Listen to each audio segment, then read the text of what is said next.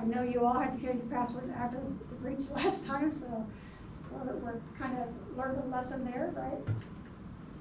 Externally imposed examples are HIPAA. Everybody knows what HIPAA is. You go to the doctors, they make you sign a HIPAA form. They're not going to share your medical information with anybody. Sarbanes-Oxley is for a publicly traded company. That's for the big wigs. And then PCI DSS. This PCI compliance is if you accept credit cards, which you guys do, and you take care of customer information, which you guys do. This is why you guys have this compliance regulation. And this is on one of your test questions. As I go through this, I'll tell you, I'll give you guys hints what's on the test. Resources for maintaining security. If you want to find out what your compliance requirements are here for Furniture Row, you can always look in your organizational handbook, or it probably has not been updated for a very long time, so I would talk to IT and see if they can give you some examples. Most likely they're taking care of most of this for you, security-wise, but if you have any questions about if you're doing something that is not secure or you're not sure if it's secure, just talk to your HR department or your HR. They'll be able to help you. So. We don't have an HR department. You don't? Yeah, we don't have an employee handbook. You don't? Nope. Some people said they had one. So, who knows? Yeah, 1996. Well, maybe they brought theirs from their other employer or something. Well, then you want to talk to IT, since you do not have any of that. Tell me a little bit about your guys' department. You guys are all buyers, right? Tell me a little bit how your day-to-day and what you encounter with the outside public that would help with this class. As far as like being secure, you guys obviously have emails. Yeah, you know, we have a lot to do with ordering, of course, and then payments and stuff like that. That we've had some situations before where we did get another end got hacked on something, got $650,000 because of just emailing with a letter off and stuff like that. And we're going to talk about that a little bit about the emails and how they can change the emails. But there's a lot of communication that goes back and forth from vendors and factories, back and forth all the time, talking about orders and so forth and so on. So you guys deal mainly with the vendors then, not really with the customers? No. That helps. All right, we're going to do some reflective questions. While working at Furniture Row and Denver Mattress, what sort of sensitive information might you deal with on a day-to-day basis? You just answered those questions pretty much. So that's good, but yeah. Where could you go to get additional information? We just talked about that. You guys don't have handbooks, so you're going to have to what? Go to IT, right? What are possible ramifications if we don't follow compliance procedures? Everybody knows that. We get hacked. Yeah, exactly. That's something nobody ever wants to pay into experience. It's a terrible thing. Lesson 2, recognizing social engineering. Everybody kind of know what social engineering is? Did you guys ever hear of Kevin Mitnick? Anybody? No. Kevin Mitnick was arrested here in Denver, Colorado back in the 80s. He was the very first hacker to ever be prosecuted, and he did it by social engineering. It's kind of like the Catch Me If You Can guy. He changed his identity and he did social engineering to get into buildings and to hack into people's phones. And we had analog phones back then, but he would make phone calls and impersonate people. He now works for the FBI. He also goes to a lot of cybersecurity events, like I've got to meet him a couple times, but really, really interesting stories he has. He was young. I mean, he was like 19, 20. He was very young. What was his last name? Mitnick. Did they make that movie after him? What's that? Did they make a movie after him? They didn't, but they did on the Catch Me If You Can. His name is Frank Abagnale. Yeah. Oh, okay. They did. Yeah. And I just met him last month at an event in Vegas. He was there speaking. He's a really dry sense of humor kind of guy. Like he just talks straight, like monotone. But Kevin Mitnick's really interesting. He wrote some really cool books. If you guys ever see it, Bird on a Wire, all kinds of different things. So. But he was the first social engineering. I mean, this is how they discovered what social engineering really was. So this is the help desk. Please provide your username and password so that we can update our records. Would this attack work on any of you guys? If somebody just called you out of the blue and asked you to give them their password? No. No, it wouldn't. Most of the time, they're gonna try to create excitement out of you and say, give me your password, you know I need it right now.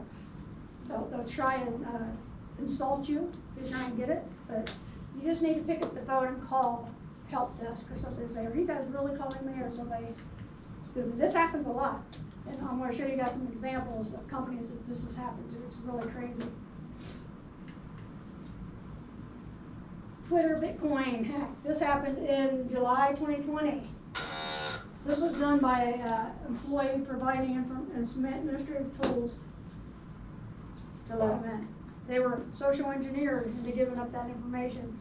That previous slide, somebody called them, said, give me your stuff, and quit being an idiot, I need it right now, and they did it.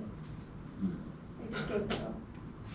So just be cautious of emails and messages and social media that contain any kind of links that can take you somewhere that you don't know. Always look at the links and see if they're formed correctly. Look at the email it's coming from. Most of the time, if it's a spam, it's going to say mark.willicke@furnitureroad.com.net. Something. It's going to be really messed up. So you just want to look at things like that. This really affected a lot of people. They got 117,000 in Bitcoin, which is a lot of money in American dollars. So painful. Those breaches are painful. You guys know that all too well. Oh, we know it. Type of social, the bad part about it is you guys had a breach and then COVID happened all at the same time. So it was crazy. Type of social engineering is phishing attacks. Phishing attack is kind of similar to, it's like an email attack. So they're trying to phish information from you by having you click on stuff. Whale phishing or spear phishing, this is a direct attack on a person or a department. So over at Denver Mattress, they're constantly getting emails from Dan Visser saying, you know, send me this information. All the employees, I've trained them all. And we have an interpreter that teaches the class with me, so we do the Spanish speaking population as well, so they understand that this stuff happens. But this is a big one. I mean, with the spear phishing, they're trying to act like they're somebody important, and they want to get that information from you. Vishing and impersonation is on your test as well. And what that is somebody calling you up and saying, this is Mark Willicke from IT, I need you to give me this information. They're impersonating that person. But you guys pretty much know what your supervisor's voice sounds like or anything like that. So if you come across anything like that, you're going to want to pick up the phone and call that person. You know what they sound like, and if it doesn't sound like them, then double check everything. Tailgating, that's when you have your key card coming in the building or your fob, and somebody follows you in. And that's on the test as well. And then there's one more that is not on here, I really need to add on here, but shoulder surfing. Shoulder surfing is when somebody's standing over your shoulder and watching you put pins in, or your ID, or if you're at a bank or ATM machine, somebody's behind you, they're shoulder surfing, looking over your shoulder, trying to see what you're putting in your ATM. So that one is a big one. It happens a lot. Spear phishing is a targeted scam, not an exam, directed at a specific person or department. For an example, like I gave you, Dan, this or that that one's happening all the time. But everybody's used to it by now. They know it's not really the end of it. But it's a email. The sender appears to be authentic. I mean, it looks like his signature. We get them all the time from our CEO, constantly. But we all know how he signs his signature, and he signs his emails so that people know if he really sent an email, it's authenticated. And he has a code that he puts behind his name that identifies him. And if it's not there, then it's not him. So you want to report the phish, do not respond to this email at all. Just let somebody know, they'll get rid of it for you. Keep separate work and personal. Our parents always told us don't mix business with pleasure. That's where that comes in handy. And that is on the test too.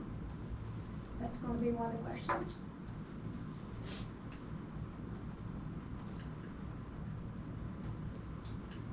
Nick, quantum locker, this is the hack that I had to work on back in November. And this is what everybody's computers looked like when they came in. Ooh. Well, at least it didn't have the scary faces like some of them should.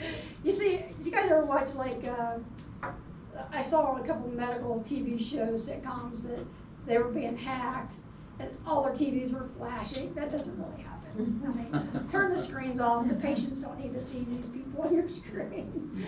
But it's just kind of funny. I worked in a hospital for a long time and that doesn't happen. But Quantum Locker, they really took over everything, and they stole their backups. Luckily, we had backups off-site, so we were able to restore them within 3 days.